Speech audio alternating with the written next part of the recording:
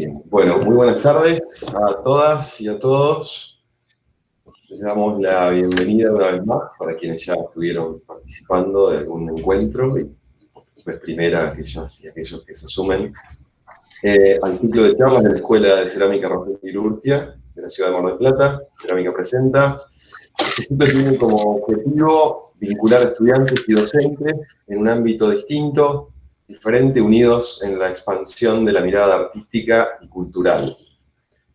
Hoy la verdad es que tenemos el gusto de recibir a dos estudiantes de la escuela. Yo en particular aprovecho para agradecer, tuve la dicha de tenerlas a ambas como alumnas. Natalia Cabrera es estudiante avanzada del profesorado de Artes Visuales de la Escuela de Cerámica Rogel Urtia, y Florencia Celaya es profesora de Artes Visuales, estudiante de la licenciatura en Ciencias de la Educación por la Facultad de Humanidades de la Universidad Nacional de Mar del Plata. Ambas, a su vez, son diplomadas en Educación Sexual Integral e Infancias Libres y Sin Abuso por la Facultad de Psicología de la Universidad Nacional de Mar del Plata y la Mesa de Trabajo por Infancias Sin Abuso. Han realizado diversas capacitaciones sobre temáticas de género y diversidad.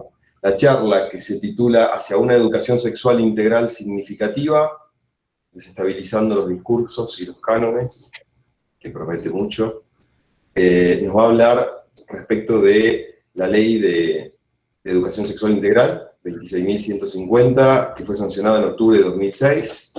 Desde hace 14 años, esa ley reconoce de manera explícita el rol activo que le cabe al Estado en el enfoque integral y en la obligatoriedad de garantizar el derecho a la educación sexual desde el nivel inicial y hasta la formación docente. No obstante, hasta el día de hoy no existe una deuda en cuanto a su efectiva implementación. Lo cierto es que no se ha dado, al menos en su totalidad, y la formación de docentes idóneos para alcanzar ese objetivo tampoco se ha podido implementar. La capacitación aparece como un horizonte de posibilidad para que la ESI pueda implementarse exitosamente. Y aquí la urgencia de habitar espacios que permiten la circulación de la palabra y el conocimiento, y que oficien de disparadores para poner al descubierto las dudas, las inseguridades, los intereses de los sujetos implicados.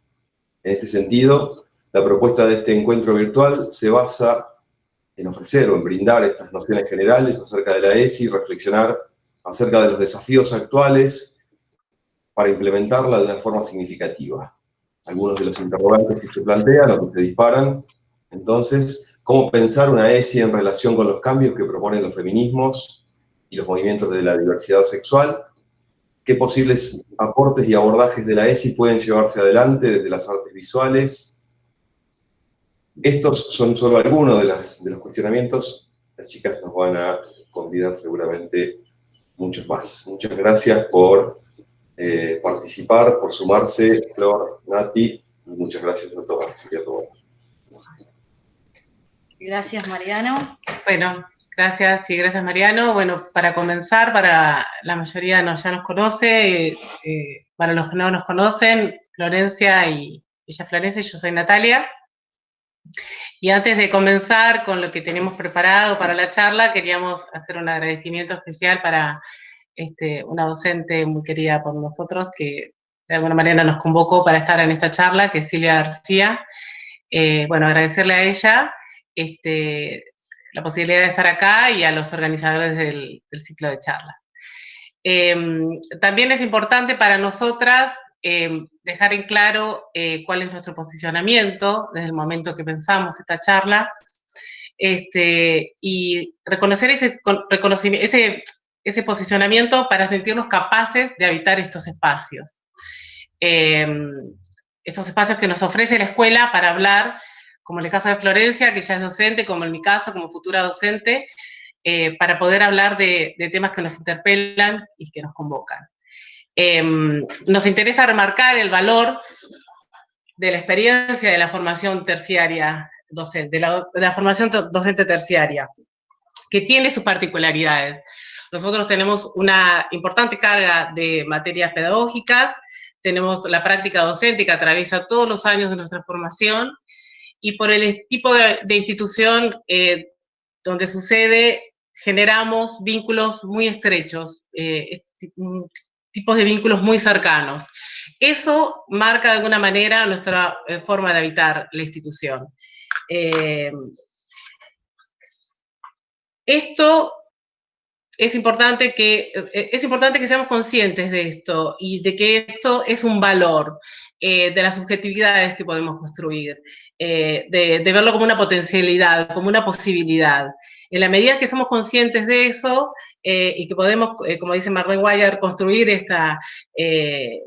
pensar en la nuestra edad, y si somos conscientes de eso, podemos ocupar estos espacios. Poder ocupar estos espacios desde el rol de estudiantes para poder enseñar también desde nuestro lugar, para hacer poder circular la palabra, para poder narrar diferentes experiencias. Sí, para compartir también con los compañeros y las compañeras que las narrativas que nosotros construimos desde nuestro lugar de estudiantes, porque todavía me autopercibo desde ese lugar, son importantes y tenemos cosas para decir y bueno, por eso estamos acá. Bien. Nuestra formación en educación sexual integral y en cuestiones de género, como dijo Mariano, se dieron en la universidad, y eso nos hizo pensar un poco en la vacancia que existe en la institución, en la Escuela de Cerámica puntualmente, que es donde nos formamos. Y bueno, en la medida que estos espacios de formación se concreten y se formalicen, creemos que es importante que ocupemos los espacios de reflexión. Bueno, eso para comenzar. Bueno, tenemos una presentación así medio breve para compartirles. Voy a hacer la compartida de pantalla.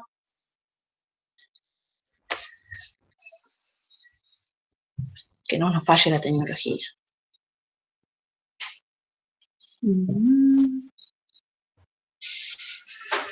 Bueno, mientras tanto les agradecemos a todos los que están conectados por ahora por venir a escucharnos.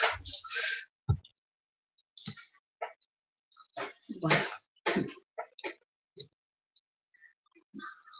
¿De qué se allí?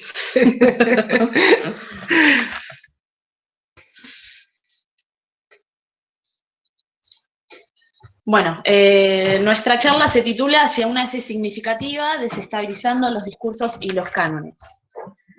Para la gente que no hizo nunca un sobrevuelo sobre la educación sexual integral y todo lo que eso implica, hay mucha información, así que tratamos de condensar todo lo que pudimos y, bueno, tomar lo importante para que nos encontremos a charlar hoy. En primer lugar, hacernos esta pregunta juntos: ¿en qué consiste la ley? La Ley de Educación Sexual Integral 26.150 se sancionó en el año 2006. Como dijo Mariano, el 4 de octubre pasado se cumplieron 14 años de esta ley en nuestro país. Pensemos en todo el tiempo que hace que la ley está. El texto está compuesto por 11 artículos que son bastante sintéticos y en este caso nos interesaba traer a dos de ellos. En primer lugar, el artículo 1, porque un poco nos va a hablar de la noción de sexualidad a la que apunta esta ley. El artículo dice: todos los educandos tienen derecho a recibir educación sexual integral en los establecimientos educativos públicos de gestión estatal y privada, de las jurisdicciones nacional, provincial, de la Ciudad Autónoma de Buenos Aires y municipal.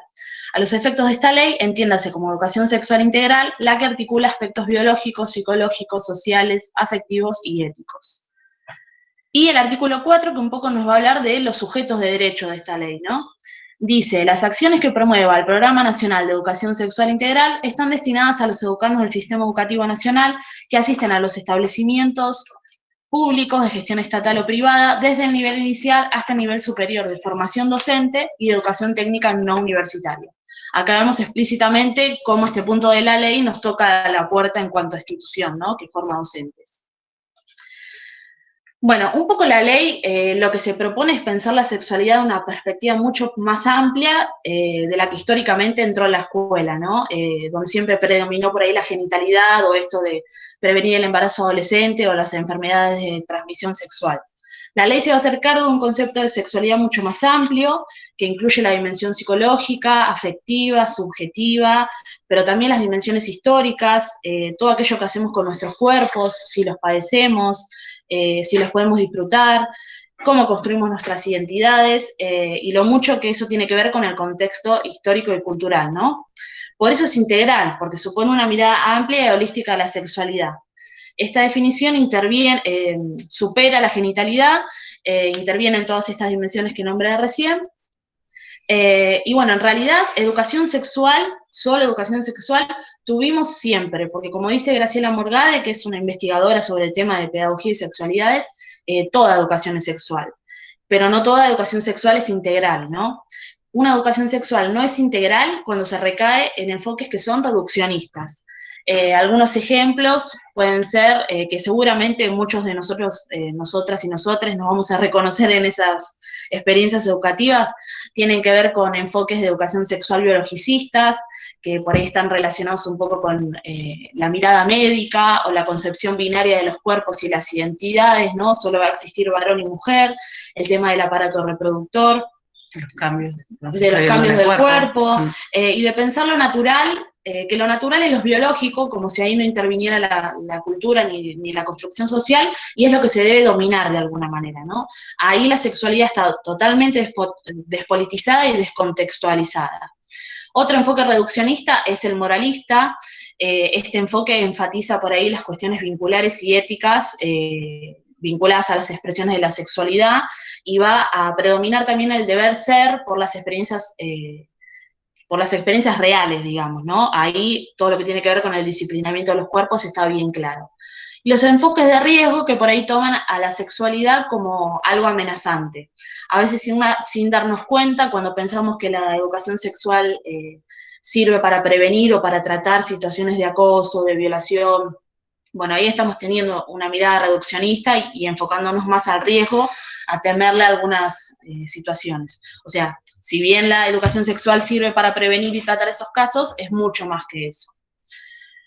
Jessica Báez, que también, como Graciela Morgade, es investigadora del CONICET y trabaja sobre temas de sexualidad, ella dice que la educación sexual integral es concebida en el aula desde dos vectores. En primer lugar, analizando el vínculo docente-estudiante, porque todo conocimiento está mediado por la relación pedagógica, y por otro lado, la idea de transversalización, ¿no? Esta palabra que a veces cuesta entender de qué se trata. La transversalización tiene que ver con que los contenidos de educación sexual integral van a atravesar todas las materias de la currícula y a su vez van a atravesar todos los niveles del sistema educativo. Vamos a tener educación sexual integral, desde el nivel inicial, pasando por la escuela primaria, la secundaria, el nivel superior de formación docente y la educación técnica no universitaria. Bien. Es importante que sepamos que la ESI es uno de los grandes proyectos pedagógicos de nuestro país, que se logró articular con producciones de movimientos políticos identitarios, como movimientos de mujeres, movimientos de disidencias, con las producciones del mundo académico y claramente con una fuerte decisión política. La ley sancionada en el 2006 es una ley liviana, es una ley sintética, que le deriva al Ministerio de Educación la conformación de un comité para un documento de base y la redacción de los lineamientos curriculares. Pero es recién en el año 2008 cuando se redactan estos lineamientos curriculares y se crea el Programa Nacional de ESI. Este Programa Nacional de ESI fue creciendo en relevancia y hubo movimientos por fuera del sistema educativo que hicieron mucho por la ESI. Por ejemplo, en el caso 2009, la sanción de la Ley de Protección Integral contra las Violencias hacia las Mujeres, donde comienza a visibilizarse la necesidad de la presencia del Estado justamente para visibilizar, prevenir y proteger a las mujeres. En el año 2010, la Ley de Matrimonio Igualitario, que produjo que dentro de las escuelas y de las aulas comience a instalarse estos debates respecto a las identidades. Sí, muchas docentes que ya ejercían en ese tiempo decían que los debates legislativos de la Ley de Matrimonio Igualitario, que por ahí fue una de las primeras que empezó a incluir a las disidencias, hizo mucho más por la ESI que todos los cursos de capacitación que salieron en ese momento. Más que 200 horas de capacitación. Sí. Bien, en el año 2012, la Ley de Identidad de Género, que junto con el movimiento Ni Una Menos, marcan un hito muy importante porque comienza a haber una fuerte reacción ante los asesinatos y la violencia hacia las mujeres, ¿no?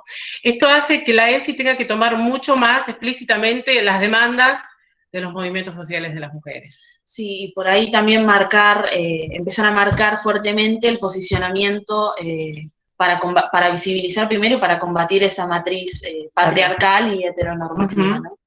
Bien.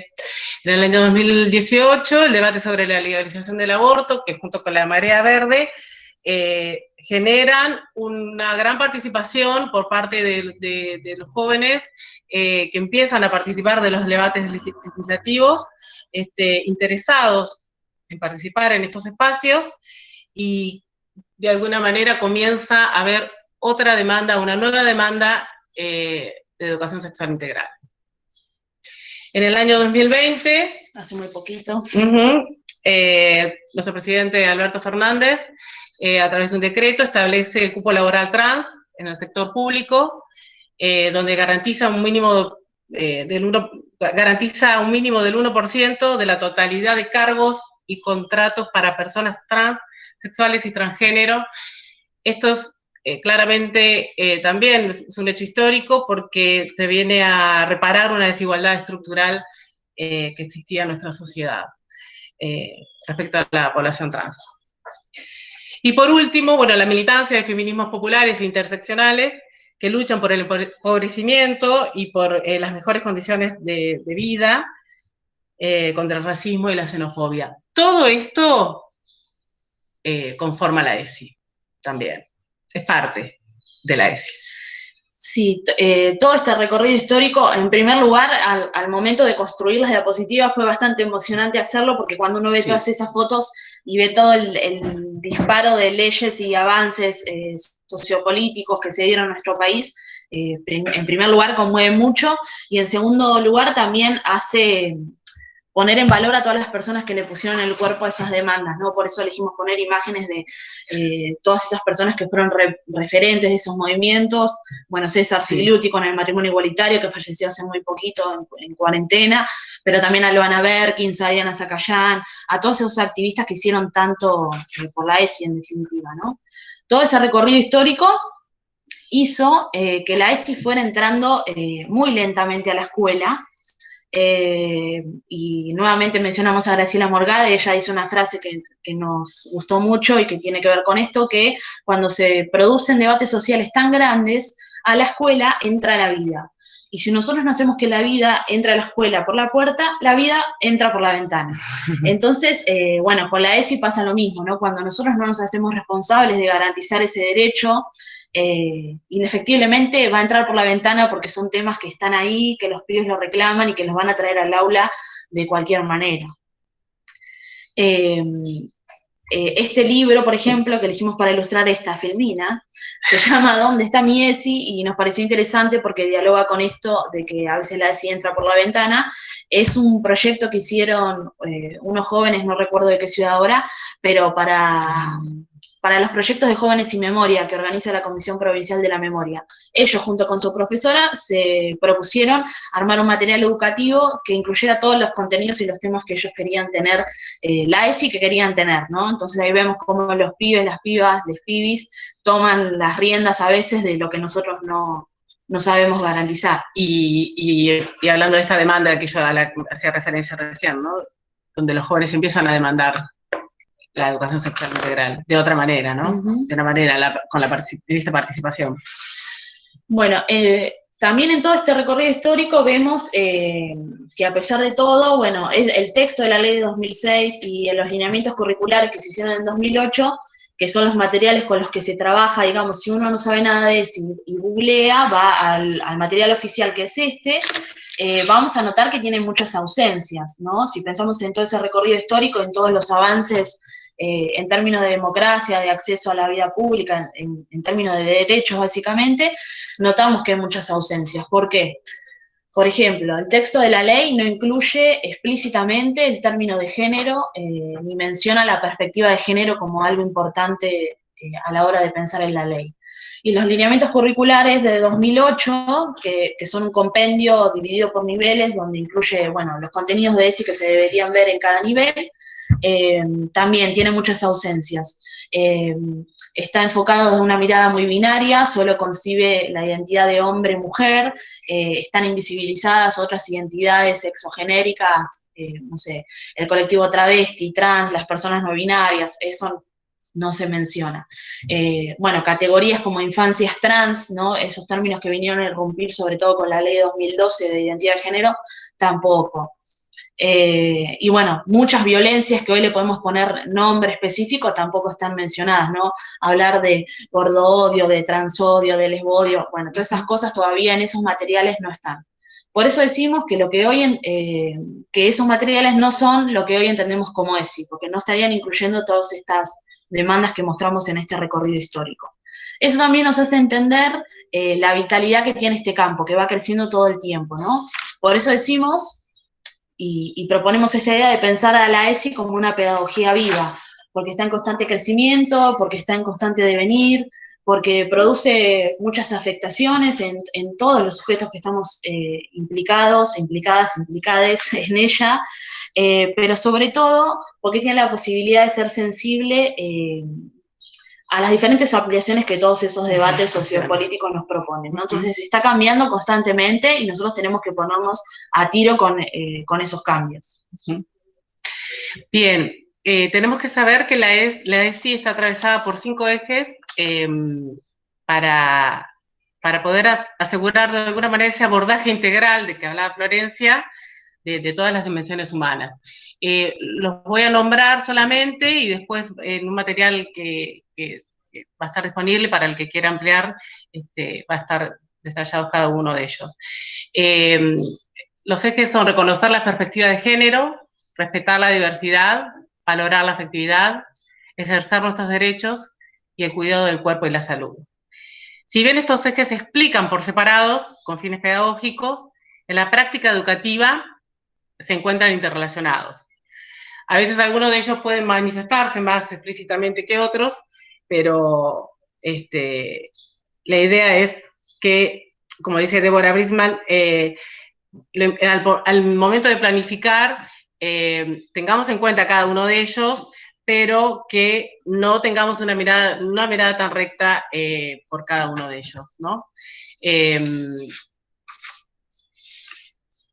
Tenemos que tener en cuenta las puertas de entrada de la ESI a la escuela, ¿no? Una de ellas es en la organización de la vida cotidiana escolar. Esto tiene que ver, por ejemplo, con las diferentes normativas,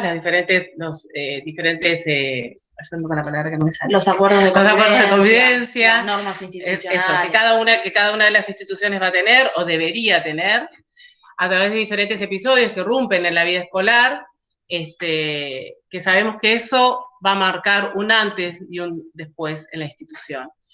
Y a través del desarrollo curricular. Esto tiene que ver con que es importante que la ESI no sea solamente, como suele suceder, la semana de la ESI, sino que durante el año, más allá de la transversalidad y de lo que pueda suceder, lo que se puede incluir a través de las planificaciones, no quede solamente en una semana o en un taller o en una experiencia, sino que podamos trabajar durante todo el año con diferentes, a través de nuestra planificación y a través de esta transversalidad de la que venimos hablando. Sí, por ahí, si hacemos una lectura pensando en el contexto de nuestra institución, también podemos ver claramente esas puertas de entrada de la ESI, ¿no? ¿Qué pasa con todo esto que está trabajando la escuela en este momento, de pensar en un nuevo acuerdo institucional de convivencia o en protocolos de género? ¿Qué pasa con esos episodios que rompieron en nuestra vida escolar, que algunos sucedieron dentro, pero otros sucedieron fuera y que, como decía Nati, marcan un antes y un después en la vida de la institución? Y por ahí en el que estamos más flacos ahora, no sé si es una buena palabra, más flojos ahora es en el desarrollo curricular. Bueno, y a colación de eso, decir esto, que el desarrollo curricular es la puerta de entrada de la ESI más importante de todas, y es en la que como docentes somos responsables de practicar, ¿no? De llevar adelante. Sí, incorporarla básicamente, ¿no? Claro. Sí, y como decía Nati, esto de la transversalidad y los espacios específicos, ¿no? En cuanto al desarrollo curricular. Por un lado, la transversalidad sabemos que tiene que estar presente siempre, no podemos esquivarla. Los espacios específicos pueden suceder, pero en simultáneo con esa propuesta transversal. Bueno, pensando en esto del desarrollo curricular, bueno, nos pusimos a tratar de pensar en relaciones de la ESI directamente con nuestra disciplina, la que nos atañe, que son las artes visuales. Y como mencionaba Nati antes, esos 5 ejes, tienen que servirnos como disparadores para ideas de actividades o posibles intervenciones capaces de llevarse a cabo en el aula, en todas las materias vinculadas que tienen que ver con nuestra disciplina, ¿no? Pensamos juntas algunos puntos de partida que pueden servir como, bueno, para empezar a pensar a la ESI desde las artes visuales. El primer tip que se nos ocurrió rápidamente fue el de trabajar con arte contemporáneo. ¿Por qué?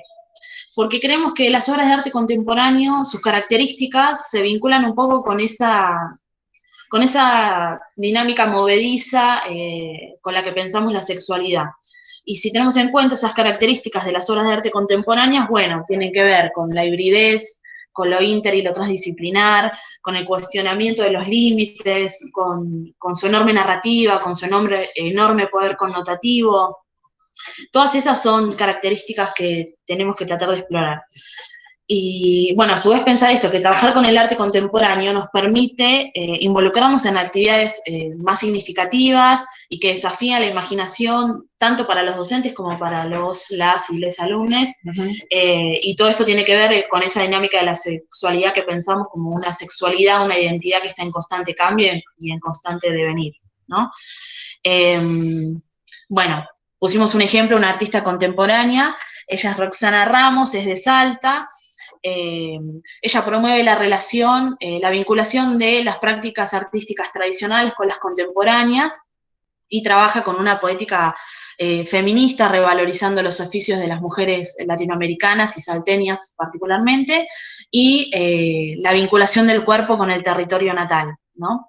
La conocimos a través de una información que está subiendo el Museo de Arte Moderno, que está recopilando artistas de todas las provincias del país, que para hacer investigación y análisis, bueno, hay un montón de gente ahí que no conocemos y que el museo nos está presentando y que está bueno poder llevarlas al aula. Bueno, y en vinculación a este tema de trabajar el arte contemporáneo, traemos una cita de Val Flores, que es una docente de Neuquén, es pedagoga queer también, y bueno, ella dice lo siguiente: las economías imaginarias de la actividad artística se aventuran en los desvíos de la vida, porque son experiencias en las que la preocupación no es cómo estabilizar el conocimiento, sino cómo explorar sus fisuras, sus insuficiencias, sus traiciones e incluso sus necesarias ilusiones. Y cuando pensamos en arte contemporáneo, no solamente pensamos en esos artistas disparadores, sino también en prácticas y modos de hacer que se acerquen más a esa movida de lo contemporáneo, ¿no? Poder tratar de salir del formato de la carpeta y explorar otros formatos, otras posibles actividades. Un segundo tip que pensamos con Nati fue el tema de rever la noción de diversidad con la que trabajamos. Este tip con el eje de la ESI de respetar la diversidad, que charlábamos justamente que por ahí la palabra respetar preferimos cambiarla por otra que sea más, un poco más amable, no sé, valorar la diversidad, por ejemplo, porque respetar ya nos habla como de una situación preexistente en la que nosotros somos distintos y tenemos que respetar a los diversos. En cuanto a este ítem, pensar en esto, que cuando definimos con qué artistas trabajar, tratar de ir en búsquedas de micronarrativas, de imágenes que producen a aquellos artistas que no ostentan el poder, para poder crear discursos visuales más contrahegemónicos, ¿no? Hay que lograr que en nuestras clases entren imágenes a las que los estudiantes no estén tan acostumbrados. Y en este sentido es importante pensar en el eje de la perspectiva de género, pero también proponemos ir un poco más allá de pensar solo en incluir artistas mujeres y empezar a poner el foco en esas invisibilidades, ¿no? ¿Qué pasa con los artistas, por ejemplo, la disidencia sexual. ¿Qué pasa con esas artistas maricas, lesbianas, travestis, que no se muestran en ningún lado? ¿Qué pasa con los artistas racializados, ¿no?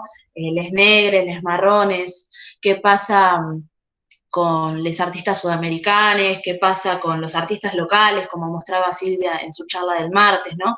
Son todos personajes que por ahí no ostentan con el poder o no entran en esos discursos canónicos del arte, y que es interesante poder pensar en esa noción de diversidad, en una diversidad que sea más interseccional de alguna manera. Algunos ejemplos para ilustrar este tip es de la artista Efibet. Ella es una activista trans de La Plata, falleció hace unos años lamentablemente. Es performer y toda su obra tiene que ver con explorar el tema de la feminidad travesti. Tiene una obra que es buenísima para explorar todo lo que es el tema del género y la identidad travesti. Y otro ejemplo que se nos ocurrió fue el de Maximiliano Mamani, que es jujeño. Él es artista drag, es docente de danzas folclóricas y es performer. Él creó este personaje que se llama Bartolina Sixa.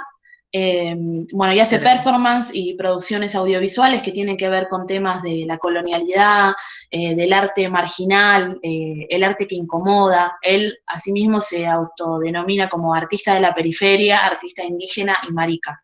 Estuvo en la Bienal convocado a la Bienal de Alemania hace muy poquito, de Berlín.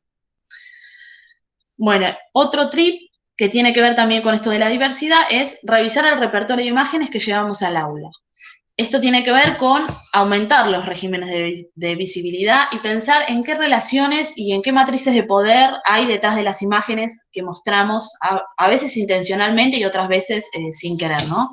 Para poder fomentar una actitud crítica que ayude a que todos juntos podamos cuestionar los estereotipos, los arquetipos que se generan a partir de esas imágenes. Sí, que a veces desde el desconocimiento, ¿no? Sí. De saber que hay artistas que trabajan con determinados temas, y bueno, cuando uno está en esa búsqueda de la planificación, bueno, caes en lo que uno comúnmente encuentra, pero... Sí, en lo conocido. En lo conocido, sí. Y la importancia, bueno, de empezar a investigar y conocer artistas nuevos que nos pueden generar un aporte, ¿no?, interesante. Sí, y sobre todo acá la importancia radica en pensar imágenes que permitan ampliar las representaciones para que todos puedan identificarse en sus propias identidades, en sus propios cuerpos, en sus propias experiencias, ¿no? Construir otros discursos visuales. Usamos de ejemplo, bueno, la típica imagen de una cartelera escolar de primaria, ¿no? ¿Qué sexualidades se construyen con estas imágenes súper estereotipadas, ¿no? Del nene vestido de celeste, la nena vestida de rosa. O incluso cuando los docentes hacen los mejores esfuerzos para trabajar educación sexual y terminan cayendo en concepción súper binaria de, bueno, varones y mujeres. Pero también pensar, por ejemplo, desde las escuelas, cómo representamos a colectivos racializados, ¿no? ¿En qué medida se puede sentir identificada una persona negra o con ascendencia indígena cuando realizamos estas prácticas en la escuela, ¿no? Este otro ejemplo es para pensar en qué medida reproducimos identificación con ciertos cuerpos. Ella es Eliana, es modelo viva de Mar del Plata, ahí está su Instagram, el trabajo que hace es bellísimo. Bueno, aparte es activista gorda y está muy bueno porque ella comparte los materiales que distintos ilustradores generan a partir de, ahora está haciendo sesiones por Zoom. Y bueno, acá claramente vemos que de esta manera pueden proliferar otras representaciones de los cuerpos, ¿no? Pensemos, por ejemplo, en las experiencias de dibujo y modelo viva en la escuela, o en libros como Loomis, ¿no? Que nos vienen a plantear esos patrones para dibujar los cuerpos, pero son cuerpos súper estereotipados, pero caucásicos, que no tienen nada que ver con la contextura corporal de los habitantes de nuestro país mínimo. Bueno, y ella, Flor Alvarado, estudia artes visuales en La Plata y es ilustradora. Ahí también está robado su Instagram. Y ella también, al igual que Maximiliano Mamani, trabaja con la reivindicación de su identidad marrona, su ascendencia indígena, y bueno, se hace estas preguntas como cómo te representa la cultura, y en reivindicar la figura de las cholas, ¿no? Bien. algo que es muy importante también es reconocer la subjetividad en torno de la figura del artista, ¿no? Romper con esa idea patriarcal y canónica del artista como genio. Con Florencia coincidimos en que no podemos separar al artista de la obra. La obra surge del pensamiento del artista. Tenemos acá un caso concreto de este artista conocido por todos y que utilizamos comúnmente desde planificaciones para trabajar con niños pequeños hasta la secundaria. Y muchos desconocen este costado misógino que tuvo Pablo Picasso. No sé si querés pasar. Esta frase creo que lo muestra claramente. Dice: todas esas mujeres no están posando como una simple modelo aburrida. Están atrapadas en la trampa de esos sillones como pájaros encerrados en una jaula. Yo mismo las he aprisionado en esta ausencia de gesto. Bueno, me parece que es importante que pensemos en el momento de elegir a los artistas con los que queremos trabajar, tomar como ejemplo, porque atrás de ese artista hay una historia y si lo vamos a elegir, por lo menos ser conscientes de cuál es su historia, de cuál es su pensamiento. Sí, este dicho es lo mínimo, ¿no? También era golpeador y otras cositas que tienen que ver con la impronta misógina de Pablo Picasso. Pero bueno. Por eso, como dice Nati, pensar en, no es que vamos a desterrar claro. de nuestras clases las imágenes de artistas misóginos, porque si no nos quedaríamos con menos de la mitad de la producción artística del mundo. Y tampoco se trata de erradicar a los artistas hombres. Claro. Pero sí, cuando presentamos esas imágenes, también hablar de estas otras narrativas que hay detrás de la figura de esos artistas. Pablo Picasso tuvo esta obra, pero por otro lado, bueno, es importante que sepamos cuál es su pensamiento. Pensar estrategias didácticas que orienten a valorar las producciones propias y ajenas, fomentar el cooperativismo y el trabajo entre pares y en grupo, a la realización de producciones colectivas que tienden a incursionar en formatos y modos de hacer inexplorados. Repensar la modalidad de la relación docente-estudiante, porque la ESI reclama condiciones específicas para su despliegue. Tenemos que poder pensar en esa relación en base a la confianza, el diálogo y la no subestimación. Y acá me detengo para decir algo que creo que es algo que sucede muchas veces, y como estudiante y dentro de la institución, muchas veces vive en carne propia. Lo hemos vivido, sí. Y bueno, haber pasado por esa experiencia creo que es importante para, en el momento de estar en el aula, pensar cómo nos manejamos con respecto a eso con nuestros alumnos. Sí, desde qué lugar nos plantamos a construir el conocimiento en el aula, ¿no? Básicamente. Sí, bien. Con el respeto, sí, por favor. Y bueno, por último, dialogar con saberes de distintas procedencias, las teorías feministas, los estudios queer, lésbicos, gay, los saberes trans, intersexos. Perdón. Que nos sirven para analizar como identidades y subjetividades que se articulan como dice Val Flores. Bueno. Sí, por ahí agregar en este último que a veces uno la vorágine de la carrera como estudiante no tiene tiempo, pero bueno, siempre llega el momento después cuando uno termina, lo digo por propia experiencia. Florencia ya está en esa etapa. De poder detenerse a indagar en otros materiales que enriquezcan nuestro quehacer docente, ¿no? Sí. Es un camino que igual cada uno de nosotros debe recorrer. Es real que en el momento de la carrera muchas veces no disponemos del tiempo, pero sí es una responsabilidad, un camino que debemos recorrer cada uno de nosotros, en investigar, en conocer diferentes artistas, para incorporarlos a nuestra práctica también. Val Flores es la autora de la cita que leímos hace un ratito y la vamos a retomar también sobre el final. En definitiva, la conclusión es un poco esto de pensar la ESI como un espacio de posibilidad, ¿no? Nosotras creemos que la ESI nos tiene que servir como una herramienta para enriquecer nuestra práctica docente, porque nos ayuda a generar actividades un poco más superadoras, más estimulantes, que permitan recrear los contenidos de nuestra materia, pero también abordar otras temáticas. Esto nos va a allanar el camino para que juntos, juntas y juntes con el estudiantado podamos desestabilizar esos discursos canónicos del arte, pero también de la pedagogía, ¿no? Y eso nos va a orientar hacia prácticas más significativas.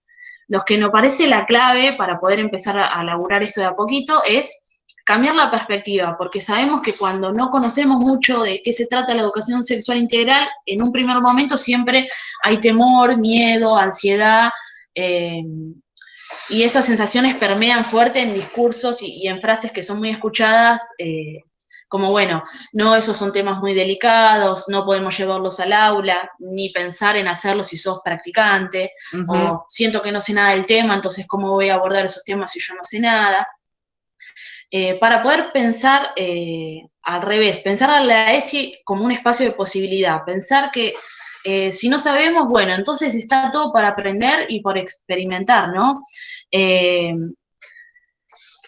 Graciela Morgade, una vez más, Graciela Morgade tiene mucha producción de educación sexual integral, entonces es imposible no traerla todo el tiempo cuando estudiamos estos temas.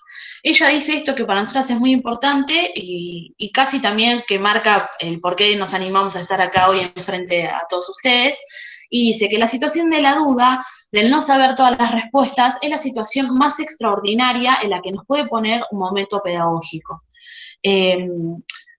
Permitirnos pensar que está bien que no sepamos todas las respuestas, puede ser el comienzo de una búsqueda personal, puede ser la oportunidad de pensar en interrogantes juntos, docentes con estudiantes, incluso puede hasta brindarle las oportunidades a todos los estudiantes de enseñarnos cosas a nosotras.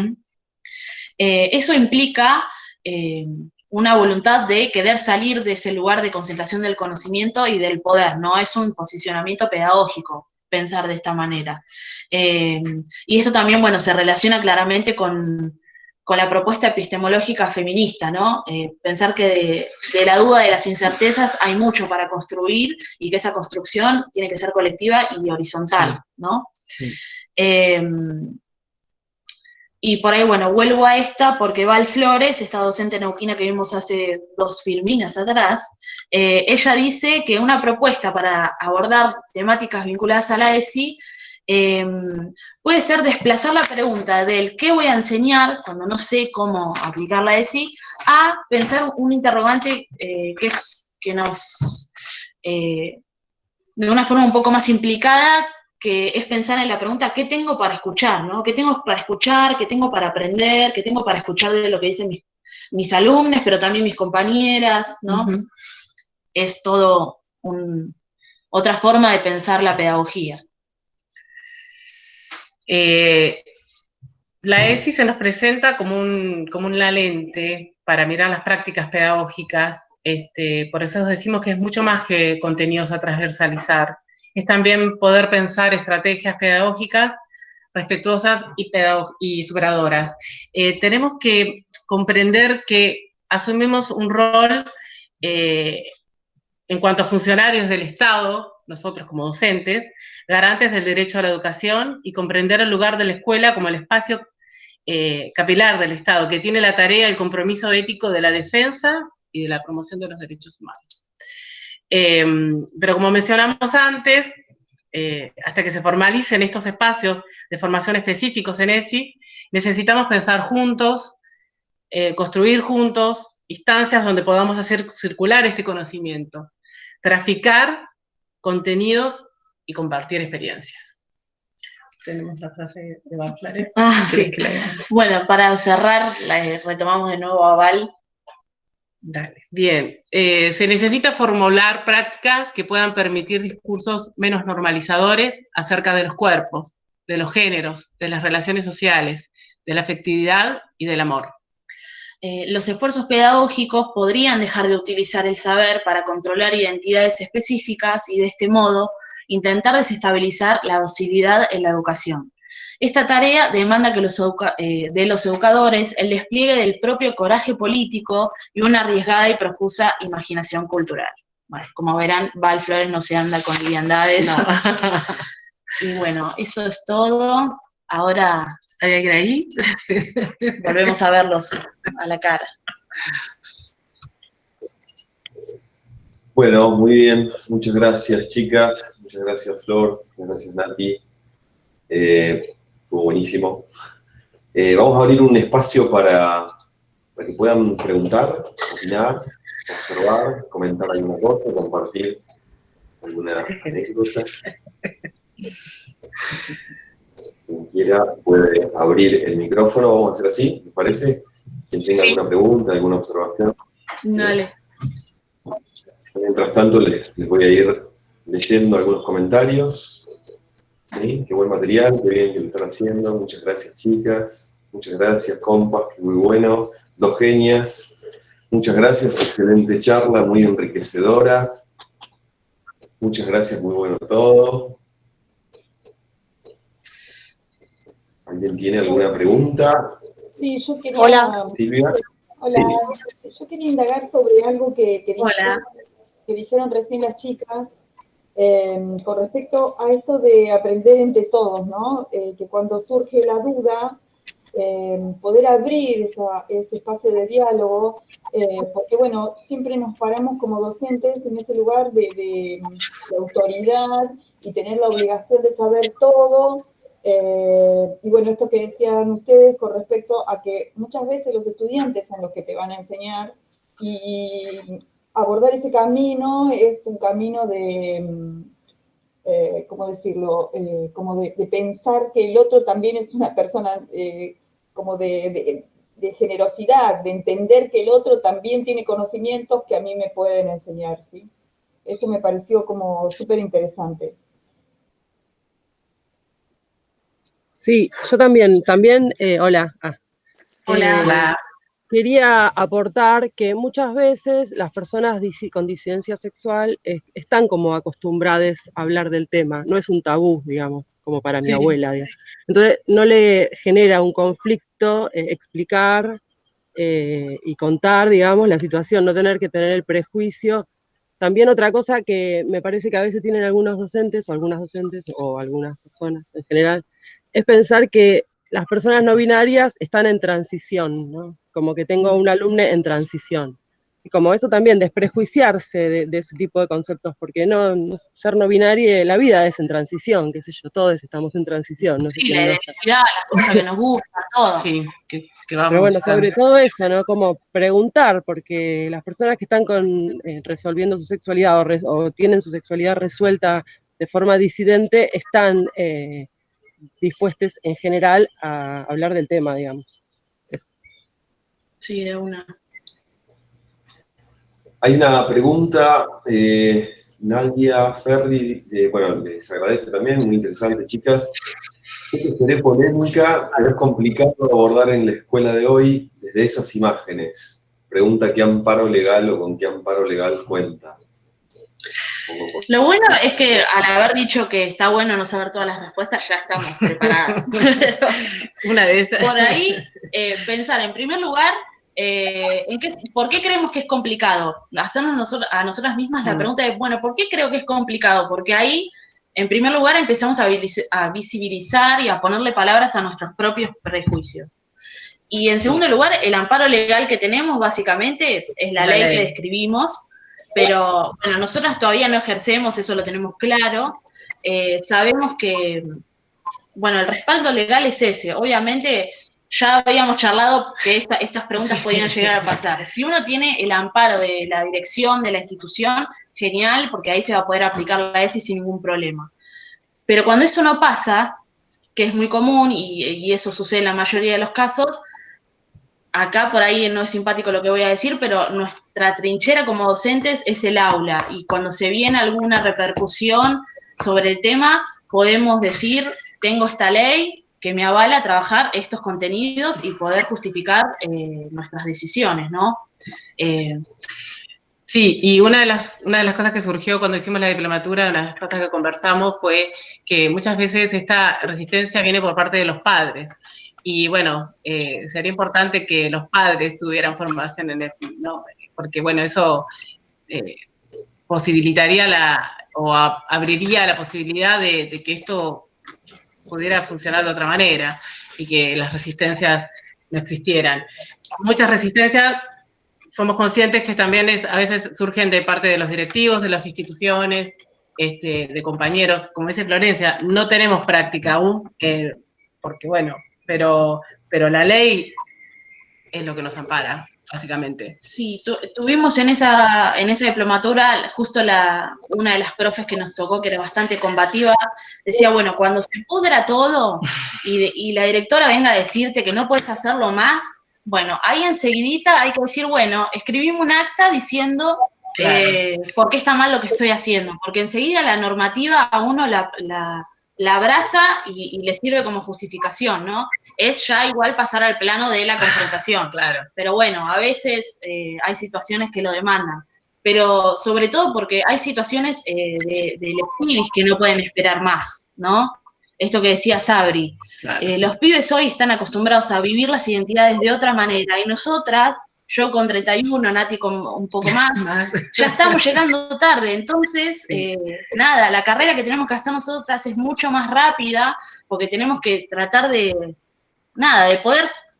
Perder el miedo también. Sí, perder el miedo. Perder el miedo, creo que básicamente es eso, perder el miedo a poder trabajar con esto.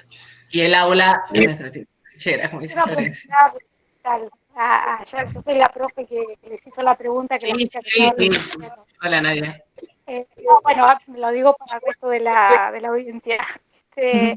Bueno, yo soy docente y ejerzo en el nivel secundario y en tercer año, que es un año importante porque los chicos ahí están realmente digamos, en la cresta del despertar sexual.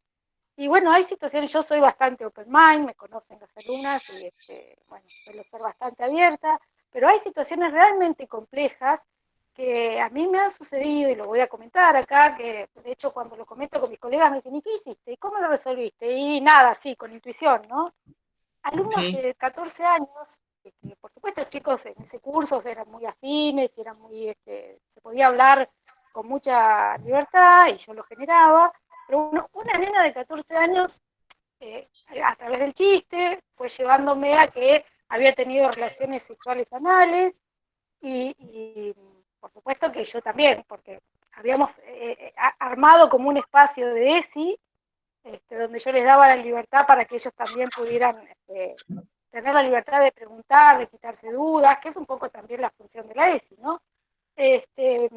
Y no solo, bueno, me sorprendió, traté de hacer lo que debía hacer desde mi rol, pero bueno, después me sorprendió aún más cuando ella había hecho un chiste como que no se podía sentar porque estaba incómoda con sentarse. Yo en broma le dije, bueno, fuiste al gimnasio, y ahí fue como una catarsis de todo el curso, de reírse y decir, no, y bueno, insinuar que había tenido relaciones anales.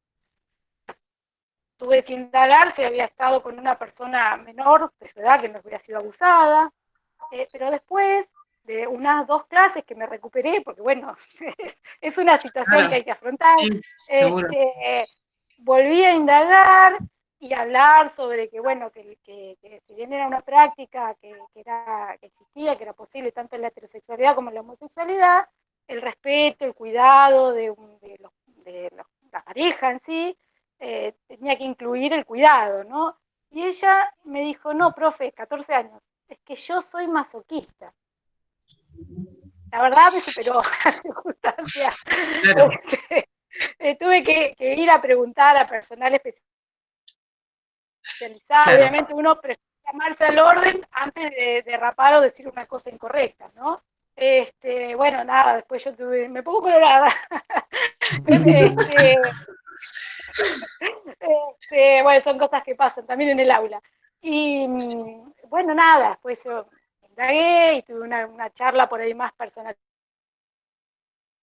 con él. Son cosas difíciles, no tuve una gran repercusión negativa, pero estuve sujeta con un estrés, es decir, va a venir un padre, porque los chicos te graban las conversaciones, los comentan a sus padres fuera de contexto, va a venir un padre y me va a acusar de abuso, de decir barbaridades, bueno, es complejo. Sí, es complejo. Sí. Todo el cuerpo y toda la voluntad, porque realmente uno tiene afecto por sus alumnos y quiere realmente ser un referente para ayudarlos, pero bueno, es complejo, chicas. Yo que sí ejerzo, les puedo asegurar que es una situación complicada.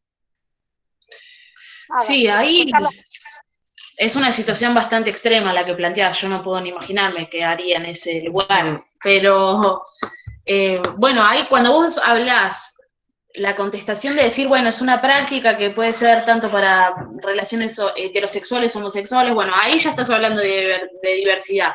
Cuando les estás diciendo que tiene que haber consentimiento, estás hablando de perspectiva de género. Cuando les estás diciendo que, bueno, sí, que no tiene que haber una situación de abuso, estás hablando de un enfoque de derechos. Igual, bueno, es una situación bastante particular y un poco extrema, pero nosotros eso, no estamos acostumbrados a hablar, a explorar esas cuestiones vinculadas al placer y que son preguntas que los pibes van a traer en la escuela, indefectiblemente, en algún momento, ¿no?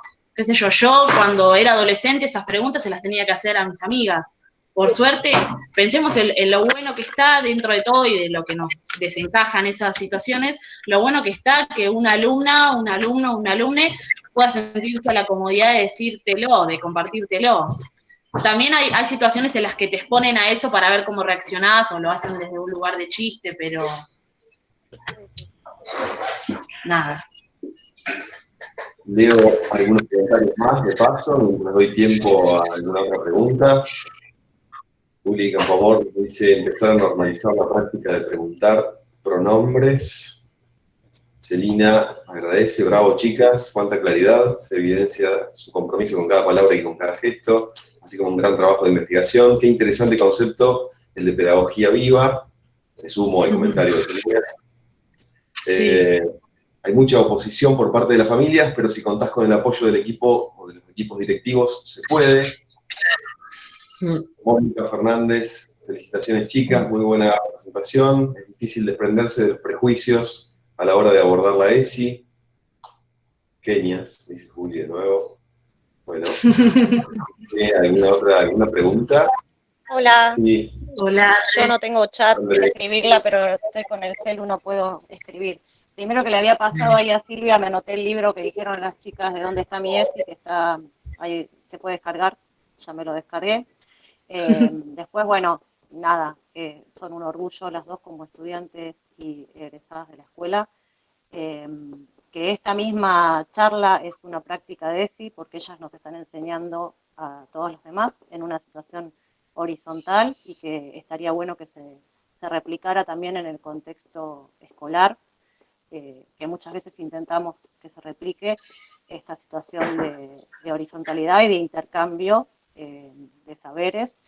Y después me anoté acá algo que Flor escribió hace un tiempo y que encontré por casualidad en un cajón, que era una pregunta que se hacía ella, citando a alguien de la escuela.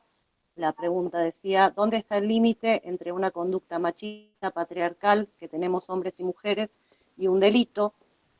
Esa pregunta remitía a situaciones concretas que se han dado en la institución y que se dan en todas las instituciones, y que las conductas, pienso ahora en posibles respuestas, y digo, bueno, las conductas no tienen por qué llegar al punto de delito, o tendríamos que indagar qué es un delito y qué no, pero la ESI no nos habla de delitos, nos habla de otras situaciones de vulnerabilidad también.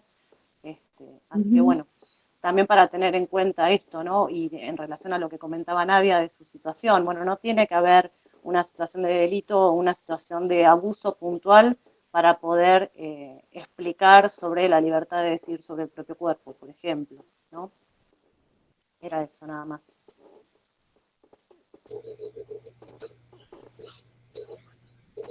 Gracias, Andrea. No sé si, chicas, las veo como tildadas, pero quizá Flor, Martín, no sé si quieren responder el comentario de Andrea. Me parece que perdieron. Estamos acá volviendo. Ahí está. Sí, nos quedamos. No, bueno, volvimos y nos fuimos. Y así es esto, porque vieron que todo cambio produce un temblor, ¿no? Hablando de la ESI y de la deconstrucción en general, ¿no? Televisión, ¿verdad? ¿Alguien quiere hacer alguna pregunta? ¿Alguien tiene alguna inquietud que quiera compartir? ¿Alguna observación? Nos fuimos a llorar y volvimos.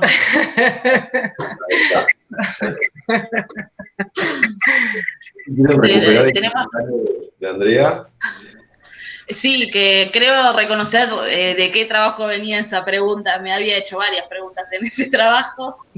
Pero bueno, ahí cuando hablábamos de esta puerta de entrada de la ESI que comentaba Nati, de episodios que rompen en la vida escolar, bueno, en la escuela de cerámica tenemos muchos para hablar, ¿no? Sí. Y está bueno esto, poder ponerle palabras y que enseguida, después de esa reflexión, venga un movimiento y venga una acción. Y yo ahora estoy un poco afuera, pero sé que se está trabajando por ello. Nada, voy a decir una mala palabra, son una cagada esos episodios, pero bueno, sí. Pero marcan Un antes y un después, y si vienen acciones después de eso, todo lo que sea para mejorar. Sí, lo importante es lo que pasa después, ¿no? De esto. ¿Qué hacemos con eso que construimos, ¿no? Sí. Sí, es cierto. Bueno. El tema también es la resistencia por parte de los directivos en relación a esto puntualmente que vos estás comentando, que están comentando ustedes. Esa cosa de dejar pasar y como que, bueno, después total, esto, y el tiempo subsana y al contrario, las cosas cuando no se hablan o no se resuelven, yo me acuerdo que había un profesor que decía que todo lo que tiramos al medio del mar, después te vuelve a la orilla. Y eso es así, es tal cual. Sí, totalmente. Aparte, esas situaciones también como que hacen abrirle los ojos a todos, y ya después todas las cosas que pasan, por más pequeñas que sean, se atajan de otra manera, ¿no? Habíamos pensado en poner en el chat un link para un material complementario que armamos con el blog de Val Flores para que vean las cosas bellísimas que escribe, bueno, todo material vinculado a la ESI, un curso de Fundación Huésped que es gratuito, que está bastante bueno para empezar a formarnos en esta temática, que por ahí se lo pasamos a las redes de la escuela para que lo compartan o a la biblioteca, para que se puedan ir con algo. Buenísimo. Yo lo que creo es que se puede poner después cuando se publica en Facebook, al costado, que tiene como un espacio de diálogo, se puede poner esos links para que el que quiera lo pueda acceder. Buenísimo. Sí, genial. Bueno, ahí nos avisan que más allá de que la charla queda grabada, la vamos a subir al Classroom de los participantes. Muchas gracias por el material. Olivia, muchas gracias, excelente charla. Marisa Larrea dice gracias, necesitamos más personas como ustedes en cada cole e institución para ofrecer charlas y más mentes abiertas. Débora Cáceres dice, pensaba en la necesidad de abordar la ESI en los espacios de formación docente, ya que considero que contribuiría a que contemos con mayores recursos. Sí, totalmente, Débora. Eso, nada, se nos reclama como docentes que la apliquemos cuando vamos a ejercer y en la formación docente no la tenemos. Igualmente, en Mar del Plata hay institutos de formación docente que sí tienen espacios específicos. Por ejemplo, sé que en el Instituto 19 hay una materia, un EDI, que es sobre educación sexual integral y que es anual. Y bueno, si querés contar. Yo justamente estoy haciendo la investigación para la materia de metodología, la materia de Mariano, sobre qué está pasando con la implementación de la ESI en la escuela. Bueno, estoy en plena investigación. Y bueno, de alguna manera yo ya sé qué está pasando, pero poder hacer esta investigación permite abrir espacios de reflexión, poder instalar el tema, poder conversar con docentes, con compañeros. Bueno, me pareció interesante, surgió esta inquietud después de haber hecho la diplomatura y después de ver esta vacancia de la que hablaba de lo que está sucediendo con respecto a la ESI en la escuela, una ausencia total. Y bueno, pero creo que de alguna manera se está abriendo, están abriendo puertas y ventanas, Sí. Ahora que hablaba Florencia. Sí, que la directora te comentó que existe la voluntad de poder repensar esos espacios de EDI que están en la escuela de cerámica para pensar a futuro en en un EDI que tenga que ver con ESI, ¿no? Y hasta que se formalicen esos espacios, bueno, vuelvo a decir lo que dije en un principio, seamos conscientes de los capaces que podemos ser los estudiantes, los alumnos, de ocupar esos espacios para reflexionar y, hacer esta demanda, si es necesaria, de lo importante que es que tengamos, de que se implemente la ESI en la escuela. Sí, ahora que Nati se acordó de esto de hacer el comentario del proyecto de investigación en metodología, ese espacio para los estudiantes es un espacio de construcción de conocimiento súper horizontal y que ahí hay un montón de cosas para compartir, de narrativas y experiencias que contar, que se nos colgó internet de nuevo. No te puedo creer.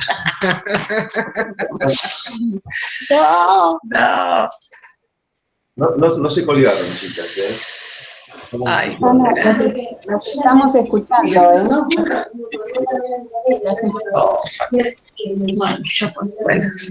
Las estamos escuchando, Flor. Nati, Flor, no se colgaron, ¿eh? Ay, volvimos, nos estamos yendo. Sí. No nos vamos porque queremos. La conexión no estaría funcionando mucho. Bueno, no sé hasta dónde llegaron a escuchar, pero hablamos de esto, de los proyectos de metodología, y como dice Celi, que es investigación, nada, ahí hay un montón de conocimiento que están construyendo las estudiantes y que está bueno que lo podamos dar a conocer. Estamos trabajando en temáticas súper interesantes hace un par de años y nada, sí, ahí hay mucho para mostrar. Sí, exactamente, concuerdo. No solamente la de la, ¿no? Bueno, comentario. Mariana. ¿Puedes hacer algún comentario, Mariana? Bueno, después de Mariana. Hay un comentario sí, Mariana quería hacer un comentario. ¿Se escucha? ¿Me escuchan? Sí, te escuchamos, Mariana. Desde el celu. Hola, ¿qué tal? Bueno, me encantó la charla, los felicito, buenísimo. Hacía una relación un poco con la charla de hoy a la mañana, no recuerdo quiénes estaban. Me gustaría quizás reflexionar sobre esto. De la mañana se habló sobre el modelo social de discapacidad, que es una convención del 2006. Ustedes contaban que esta ley tiene 14 años, y digo, ¿cuánto cuesta realmente? La persona que trabaja en el tema lo conoce, pero ¿cuánto cuesta poder difundir, enseñar y aprender? La perspectiva que plantea la Convención de Derechos Humanos es muy interesante y todavía sigue pareciendo nueva, y sin embargo es del 2006. Y lo que ustedes cuentan también a los profes de historia es increíble, pero a veces cuando abordamos la Edad Media, o abordamos los periodos clásicos, hay que explicar qué es lo que pasó con la intervención de los cuerpos, por ejemplo, a partir de la Edad Media, y que el cuerpo se tapa y pasa a ser un pecado, y cuando uno cuenta que eso sucedió en el siglo III, IV, V, y ve similitudes con la actualidad, un poco espanta, ¿no es cierto? Uno como docente tiene que además estar haciendo esas aclaraciones permanentes para que si hay algún aspecto religioso de algún alumno no se ofenda, pero hay cuestiones que vienen desde nuestra conciencia histórica, como dice algún autor, de muchos años, y que hay que deconstruirlas, como está esta palabra tan interesante, en todas las materias o en la mayor cantidad de materias, porque creo que esta cuestión no se resuelve quizás solo implementando el ESI, como están diciendo ustedes, que es fantástico, sino realmente abordándolo de una manera transversal, tal como a la mañana creo que planteaban ese tema, ¿no? El tema de los derechos humanos, no solo el tema de la discapacidad, que hay que abordarlo desde una manera transversal. Tenemos una mirada a todos, que está muy atravesada por cuestiones que vienen desde hace mucho tiempo. Y creo que el cambio pasa primero con resolver, hacerse cargo de cómo miramos nosotros, cómo pensamos, cada uno. Sí. Todos los que estamos frente al aula, ¿no? ¿Cuál es el que tenemos? Lo hablo desde contar que, digamos, yo, desde contar que tuve una formación católica, no porque eso haya estado mal, absolutamente no, y es totalmente respetable, pero cada uno va haciendo su propio análisis de su vida y sus propias reflexiones. Pero me parece que hay que hacer una autocrítica personal primero, antes de, si no, muchas veces yo lo que noto y me da tristeza a veces cuando lo veo desde lo discursivo simplemente, ¿se entiende a lo que voy? Desde lo discursivo y no realmente desde reflexionar y darse cuenta que cuánto uno se ha equivocado, que esto no es así, o sea, todos lo estamos repensando. Pero lo veo como una responsabilidad desde los que somos docentes. No solo en este tema, lo relaciono con lo de la mañana también, que bueno, que yo trabajo en esos temas además. Y me parece fantástico, perdón, que ustedes que fueron alumnas lo hayan tomado y además que ahora mostrasen artistas contemporáneos con ese trabajo que están haciendo. O sea, me pareció muy interesante y sobre todo que venga de parte de las alumnas. Eso me gustó, me motiva que estas jornadas o charlas no sea solo desde un lugar de los docentes, sino desde los alumnos. Eso me parece muy interesante porque nos interpela a los docentes. Sí, claro. Sí, gracias, Mariana. Hoy estuve conectada a la charla de la mañana y es cierto, ellos hablaban de este enfoque del modelo social y de los derechos humanos que se relaciona totalmente con la ESI, ¿no? Cuando pensamos en esto de valorar la diversidad, bueno, cuando hablamos de educación no capacitista estamos hablando de ESI también. Y sí, como decís vos, creo que en primer lugar, incluso antes que formarte en la temática, hay un registro subjetivo de revisar los prejuicios y hay hasta un registro corporal de qué nos pasa cuando nos hacen esas preguntas incómodas, qué cosas nos incomodan, qué prejuicios, qué tabúes tenemos nosotros mismos para después poder pensar en desarmarlos, ¿no? Sí. Pensaba en la anécdota de Nadia, ¿no? Sí. Claro, sí. Que no sé si está Nadia. Pero, a la mañana, daban un ejemplo muy, muy básico, que es que cuando uno ve a una persona ciega, la agarra y la cruza. No le pregunta, discúlpame, necesitas que te crucen. Entonces ahí ellos contaban cómo hacerlo, ¿no? Lo mismo pasa, o sea, hay una relación de victimización que tiene la persona que mira, ¿no? Entonces, ante una situación escolar que todos hemos atravesado, lo primero es preguntarse por qué a mí me está pasando esto ante esta situación, ¿no? También estamos muy desprotegidos muchas veces los docentes en algunas situaciones áulicas que pasan. Es una cuestión de formación, eso seguro. Digo, además hay como otra lectura que tiene que ver con esta subjetividad personal, que me parece que es muy interesante. Sí, totalmente. Y la ley también de educación para personas con discapacidad también tiene ese paradigma de la autonomía progresiva, que también es el paradigma de la educación sexual integral. Están entramados esos posicionamientos. Y también de concebir al alumno, a la alumna, al alumne como un sujeto de derechos y a nosotros como garantes de ese derecho, ¿no? Entonces ahí ya cambia totalmente la cosa, ¿no? Fíjate lo complejo que es el tema. Ustedes me cortan, me avisan. Mariana, está bien, está bárbaro. Lo complejo que es el tema, que cuesta desde el nombre, ¿no? Es discapacitado, lisiado, ciego, rengo, no. Es persona con discapacidad. Tuvo que venir una convención para decir no. Se dice persona con discapacidad. Es nosotros, nosotres, no, soy cis, o sea, cuesta pensarlo hasta desde el nombre, porque es tan complejo, ¿se entiende? Que cuesta pensarlo desde cómo se nombra, ¿no? Cómo se nombra la diferencia, y en realidad no es diferencia, es entender diversidad. Entender diversidad y aceptar la diversidad. Hoy explicaban exactamente que la persona con discapacidad tiene discapacidad en cuanto se enfrenta con un problema del entorno. Si no, no tiene esa discapacidad. Estoy explicando a grandes rasgos. ¿Por qué uno tiene que pensar que hay una elección sexual diferente? De ninguna manera, por eso me remito a la historia. Veamos el periodo clásico, los griegos y los romanos. ¿Desde qué lugar yo estoy diciendo que esa sexualidad es diferente? Antropocentrismo, lo vemos también con Giddens en la escuela. Pero digo, es muy interesante dónde uno se para a analizar este fenómeno, porque si no, muchas veces parece como que uno está aceptando. Ay, soy muy progresista porque yo acepto al otro, integro al otro, y no es así, es totalmente distinto. La mirada es de diversidad, el otro es exactamente igual que yo. Y no es que yo lo tengo que respetar y soy bueno porque lo tengo que respetar, no pasa por ahí. Pero es muy complejo, digamos. Bueno, me callo. Sí, claro.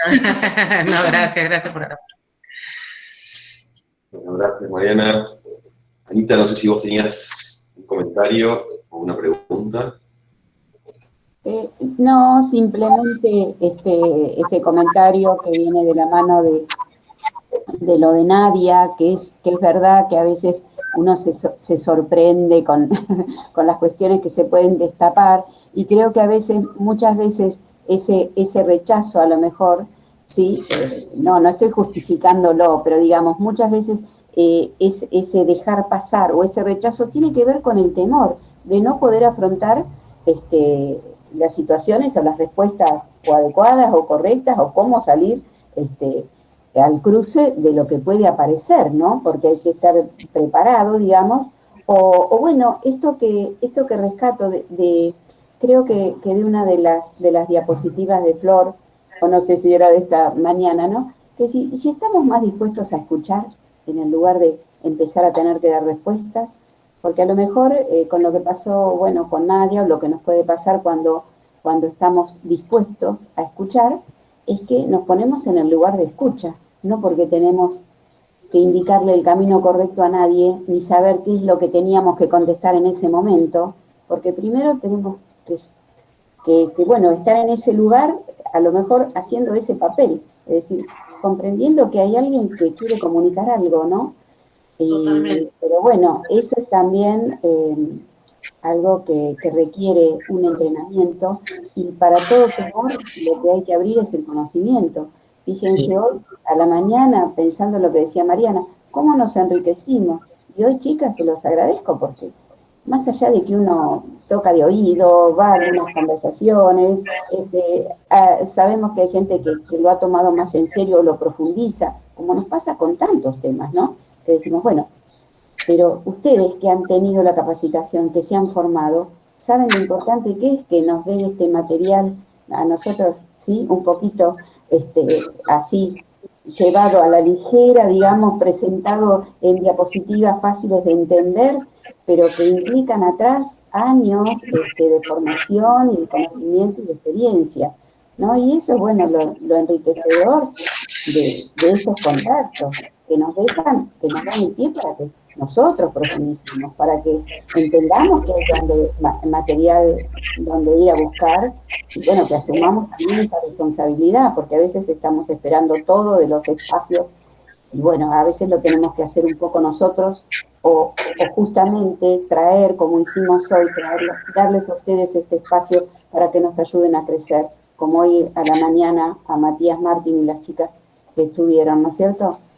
Así que, bueno, me encantó todo, vamos aprendiendo y vamos aprendiendo a poder escuchar sin tener que dar todas las respuestas. Y creo que eso es también una clave interesante. Sino como reflexión también de esto que yo decía en un principio, de llevarlo a nuestros compañeros, de ser conscientes que podemos ocupar estos espacios nosotros también. Desde ese lugar posicionamos nosotros en esta charla. Bueno, no sé si alguien tiene tenemos tiempo para una última pregunta o comentario, sí, observación, mientras leo algunos de los que fueron quedando ahí, algunos se me van pasando, son muchos ya los comentarios, los agradecimientos, las felicitaciones. Gabriela Bazán dice gracias por involucrarse involucrarnos en el tema de la ESI y la diversidad, lo necesitamos como futuros docentes y como seres humanos. ¿Alguna otra pregunta? ¿Algún otro comentario? ¿Alguien que quiera, Juli? Sí, buenas, ¿cómo están? Hola, Gracias, desde ya. Me quedé pensando, me acordé una de las preguntas que surgió que proponían las conclusiones de Andrea el otro día en la charla. Esto de, ¿crees que son, por ejemplo, no recuerdo bien, Andrea, corregime, ¿crees que son importantes o que se pueden valorar estas fuentes más informales? Hablaba ella, ¿no? Como de donde buscamos, digamos, información que no tenemos acceso porque no está registrada en las academias o en los espacios más formales. Creo que tanto estas charlas como todo tipo, o esta situación de estar más atentos en la escucha, digamos, hace también y nos brindan, digamos, espacios de formación constante, digamos, adentro de nuestros espacios de trabajo, de nuestros espacios de estudio, que hay que habilitar y que hay que habitar. Y esto, ir pensando, me parece, ¿no? Como que la ESI se va formando desde este lugar, como desde...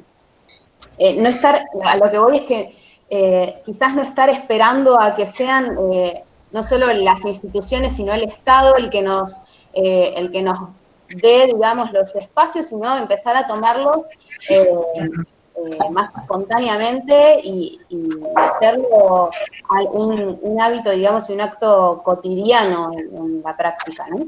Eso, sí, por eso se nos ocurría como muy acorde a toda esta idea que proponemos, lo del tráfico de contenidos, ¿no? Todo lo que implica el tráfico de contenidos, de saberes, de compartir experiencias también. Totalmente. Y esta pedagogía viva. Sí. Sí, sin duda ese concepto de pedagogía viva es muy potente, ¿no? No quiero ocupar tiempo de una pregunta, de un comentario, pero bueno, nada, comparto también esa noción y aprovecho para celebrar, como decía Andrea, ¿no? Que en definitiva esto que estamos dándonos ahora es una práctica de la ESI también. Y sobre todo algo que ustedes, chicas, Flor y Nati, dijeron en la exposición que tenía que ver como a modo de propuesta o de propedéutica para el desarrollo, claves o tips para poder implementar, destacaron la articulación con el arte contemporáneo, ¿no? Entonces, celebrar esto, que suceda en este contexto, de estas instituciones, ¿no? Que forman en artes visuales y demás, porque justamente pareciera que el arte también acompaña ese impulso de permanente desmarcarse de cualquier intento, ¿no? De caracterización, de definición, y de alguna manera, quizá, al menos desde la filosofía de género, las teorías queers y demás, que es un poco más el ámbito del que vengo yo, disciplinar al menos, pareciera el último de los grandes movimientos o eventos, ¿no? Movimientos feministas. Cómo pone y cómo arrastra, cómo convoca de alguna manera una multiplicidad de situaciones, de cuestiones, de problemáticas que se dan cita. No es solamente o exclusivamente una discusión acerca de género, de la sexualidad, o sea, son un montón de elementos que se dan cita en esa coyuntura, ¿no? De discusión. Sí, la colonialidad, todo lo que hace a nuestra identidad, digamos, a nuestra sexualidad. Sí. Sí, Mariana, ¿no? Y de alguna manera me parecía interesante ese cruce, ¿no? Con la cuestión del arte y sobre todo con el arte contemporáneo, que quizá nos ofrece incluso un escenario mucho más rico para la experimentación. Así que gracias de nuevo por todo esto. No sé si alguien tiene algo más que quiera aprovechar. Yo tengo una pregunta para mis compañeras, que es si pueden brindar más detalles acerca de ese tramo formativo, esta diplomatura que ustedes transcurrieron, si es un espacio que sigue abierto, digo, para que compartan, yo un poquito sé, pero para otras compañeras que tal vez no, que es una posibilidad accesible para formarse. Y comento algo que también me parece interesante acerca de cómo ustedes recuperaron todas las acciones que transcurren en el espacio público, cómo esas demandas también amplían y vienen a suplir esas ausencias que mencionaban que tiene la ESI en su estructura, digamos, jurídica. Eso. Sí, bueno, les contamos un poco, medio que llegamos a ir por las redes sociales y porque hemos ido a varias charlas o capacitaciones del tema, un par fueron de Metiza, que es una organización, la sigla significa Mesa de Trabajo por Infancia Sin Abuso, y ellos, junto a la Secretaría de Extensión de la Facultad de Psicología, planearon esta diplomatura que se hizo el año pasado. Creo que había intenciones de hacerla este año, pero bueno, pandemia. Es una diplomatura que está buenísima porque tiene un número de resolución, todo certificado, digamos. La hicimos durante todo el segundo semestre del año pasado, sí, cursando los sábados desde la mañana hasta las 2 de la tarde, más o menos. Fue bastante intenso. Sí, sobre todo por la época del año. Nati la tuvo que hacer junto a la carrera, yo ya no estaba cursando. Y estaba la facultad también, sí, haciendo la licenciatura, la escuela y la diplomatura. Pero búsquenlos en redes, igual eso va a estar en el material, Metiza en Instagram o en Facebook, ellos organizan capacitaciones constantemente y también ayudaron a conformar una agrupación que se llama Plataforma ESI, donde hay un montón de profes de Mar del Plata, psicólogos, trabajadoras sociales, hay de todo un poco, que laburan en esto, en pensar capacitaciones para la región. Tienen redes sociales, tienen una página también que se las vamos a compartir en ese material, donde hay recurseros, caja de herramientas, ideas de secuencias didácticas para distintas materias. Nada, es un laburo re lindo de un montón de gente que, nada, tenemos trabajos nuestros puestos ahí. Así que bueno, un poco es eso, pero arrancó así, yendo a charlitas en la facu de cosas que nos interesaban y bueno, de ahí uno va haciendo contactos y va llegando. Y a eso me refería con el camino que uno va recorriendo y tiene que ver con la búsqueda que cada uno hace y se interesa. Y bueno, los espacios están, tiene que ver con eso, que bueno, con buscarlos y hacerse... estar haciendo pasando la carrera,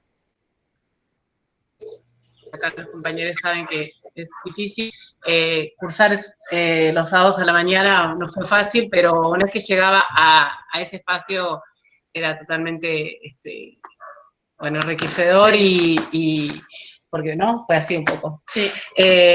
Porque bueno, era consciente de lo que implicaba estar en ese espacio y lo que implicaba esa formación.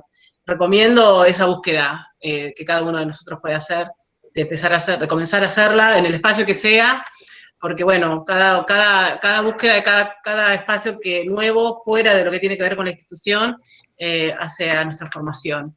Y bueno, eso lo recomiendo. Bueno, muchas gracias de nuevo. Tenemos algún otro comentario que compartirles, Ana. Me parece que queríamos aprovechar. Bueno, si no hay más comentarios o preguntas, lo que vamos a hacer es contarles a las chicas también, que son como siempre invitadas, y a todos los presentes, a que la semana que viene, en función de que hay mesas de exámenes en la escuela, se suspende el ciclo de charlas, digamos, hacemos un paréntesis, pero que el ciclo sigue en la última semana de octubre, ¿sí? Donde tenemos 4 charlas súper interesantes, una sobre emprendedores, ¿sí? Herramientas para emprendedores, arrancaríamos con el día lunes 26 de octubre, con María Laura Roberto. Luego, Nahuel Hernando y Sabrina Basulca son 2 diseñadores que han tomado el material cerámico, ¿sí? Son diseñadores de productos que han tomado la cerámica como su materia, como el material, así que la incursión tanto de la tecnología 3D como del CNC en el diseño de cerámica. Después tenemos el jueves a Julián Roura, un profe de la casa, que para acá o para muchos es el profe de alfarería, ¿sí? Pero que es un gran muralista nacional e internacional, ¿sí? Y terminamos el Día del Ceramista, el 30 de octubre, con la presencia de Luciano Polverigiani, que nos va a contar cómo es estar en el simposio de Chanchún del año pasado, del 2019, donde obtiene el galardón de plata, ¿sí? Entre 50 ceramistas de todo el mundo, que te den el premio de ese octavo simposio. Bueno, más allá de lo que siempre estamos difundiendo también su obra, y nos va a contar es el backstage de cómo es, sí, llegar a través de qué procesos y lo que le impactó a él mismo, ¿sí? De ese viaje y de ese contacto, bueno, con tantos ceramistas de culturas tan distintas. Bueno, hasta ahí que les pasé el avisito. Yo pienso que les tenemos que despedir a las chicas con un enorme aplauso porque nos han dado una lección excelente y estamos muy contentas de que estén con nosotros. Llegan de la casa.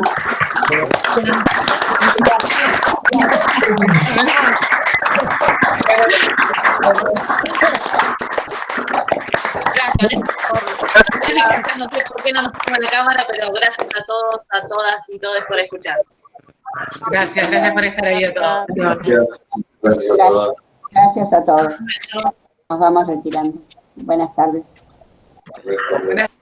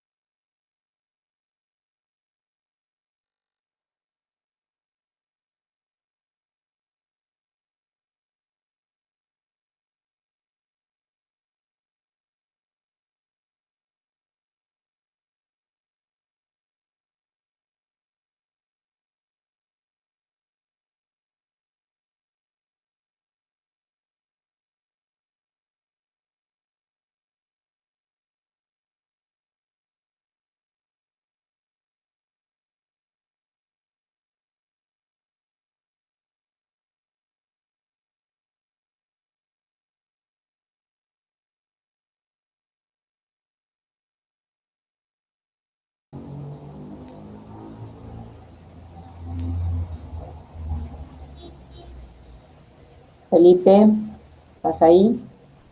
Sí, acá estoy. Estoy supervisando la transmisión, perdón. Bueno, Estaba. voy a dejar de grabar. Perfecto. Yo me fui y me olvidé de detener la grabación.